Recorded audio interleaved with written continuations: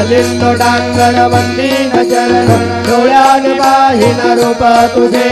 प्रेमे अलिंगिन आनंद बुधिन भावे वाळीन म्हणे नाम त्वमेव माता पिता त्वमेव त्वमेव बंधुश्च सखा त्वमेव त्वमेव विद्या द्रविणं त्वमेव त्वमेव सर्वं मम देव देव कायेन वाचा मनसेन्द्रियेण वा बुद्ध्यात्मना वा प्रकृति स्वभावात् करोमि यद्यत् सकलं परस्मै नारायणायति समर्पयामि अच्युतं केशवं राम नारायणं कृष्णदामोदरं वासुदेवं हरि श्रीधरं माधवं गोपिकावल्लभं जानकी नायकं रामचन्द्रं भजे हरे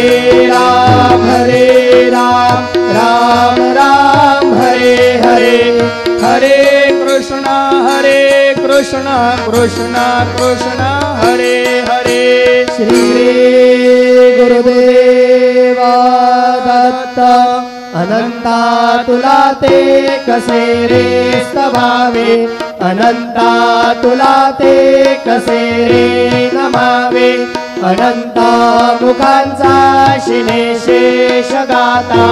नमस्कार साष्टांग श्री साईनाथा।